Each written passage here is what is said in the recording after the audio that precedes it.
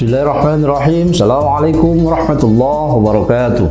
Innal hamdalillah nahmaduhu wa nasta'inuhu wa nastaghfiruhu wa na'udzu billahi min sayyiati a'malina may yahdihillahu fala mudilla lahu wa may yudlil fala hadiyalah. Asyhadu an la ilaha illallah wahdahu la syarika lah wa asyhadu anna Muhammadan abduhu wa rasuluh khatamun nabiyyin wa la nabiyya ba'da. Puji syukur kepada Allah Subhanahu wa taala dan selawat kepada Nabi kita Muhammad SAW. Suatu ketika sahabat bersama Rasulullah berkumpul dan tiba-tiba ada seorang laki-laki datang dan beliau menyatakan kepada Rasulullah, "Wahai Rasulullah, sungguh celaka. Apa yang terjadi denganmu?" kata Rasulullah. "Aku telah melakukan hubungan suami istri pada siang hari saat berpuasa." Itulah pengakuannya kepada Rasulullah dan para sahabat waktu itu hadir semua di situ. Nah, kemudian Rasulullah mengatakan, "Apakah engkau memiliki seorang budak?"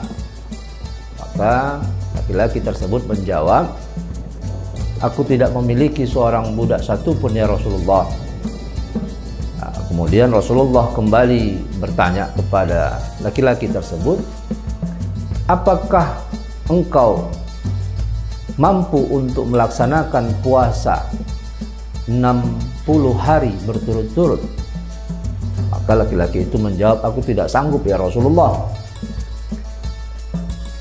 Kemudian Rasulullah kembali bertanya kepada laki-laki tadi, "Apakah engkau memang ada persediaan makanan di rumah yang cukup untuk diberikan kepada 60 orang miskin?" Laki-laki itu lagi-lagi tidak mampu untuk menyediakan apa yang ditanyakan oleh Rasulullah Sallallahu Alaihi Wasallam. Nah, kemudian Rasulullah dalam hadis itu, hadis yang diriwayatkan oleh Imam Bukhari, terdiam sejenak dan kemudian ada sahabat yang membawakan satu keranjang kurma. Dan beliau bertanya kembali, "Mana laki-laki tadi?" Nah, ketika Rasulullah bertanya, langsung laki-laki yang bertanya, yang mengakui kesalahannya itu menyatakan, "Saya ya Rasulullah." Nah, baru Rasulullah mengatakan, "Bawalah buah-buahan ini dan berilah makan orang miskin yang ada di lingkunganmu atau di kampungmu."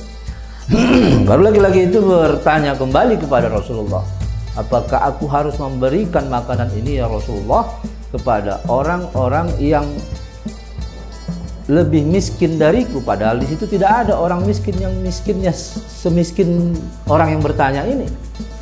Nah, pada saat itu Rasulullah, dalam hadis itu juga dijelaskan, Rasulullah tertawa sehingga gigi gerahamnya hampir-hampir kelihatan. Nah, maka Rasulullah mengatakan kembali, "Ya sudahlah, bawa saja buah-buahan ini untuk makan musuh keluarga." Nah, itulah runtutan-runtutan proses kafarat yang pernah terjadi di masa Rasulullah, disampaikan kepada seorang laki-laki yang melanggar hukum ataupun aturan di dalam menjalankan ibadah puasa. Maka kafaratnya yang pertama adalah membebaskan satu orang budak. Jadi andai kata kita ada yang melakukan hal yang sama seperti itu, saya yakin dalam kondisi yang seperti saat ini pasti ada, cuman kadang-kadang tidak mau mengaku. Nah, ini yang susahnya kadang kita ini. Maka mari kita tanya pada diri sendiri, kita buatlah satu hukum yang kita aja yang tahu, karena ini juga barangkali aib bagi orang-orang yang melakukannya. Nah, jadi jika pertama kita tidak mampu dan tidak ada mungkin lagi sekarang, yaitu membebaskan budak, ada juga sekarang ini budak. Nah, kemudian lakukanlah yang kedua, yaitu puasa 60 hari berturut-turut.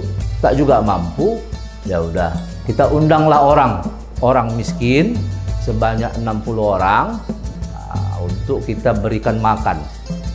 Tapi jangan bilang apa masalah makan tadi itu. Cukup kita hanya yang kita saja yang tahu sama Allah. Dah undang mereka, ini ada hajat mau makan-makan begitu. Jangan diceritakan apa masalahnya. Nah, jadi kemudian kalau tak mampu juga, ya Siapa boleh buatlah.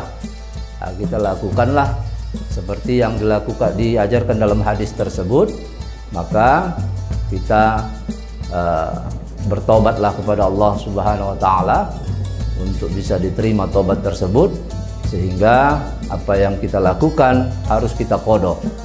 Karena kewajiban mengqada puasa ini wajib.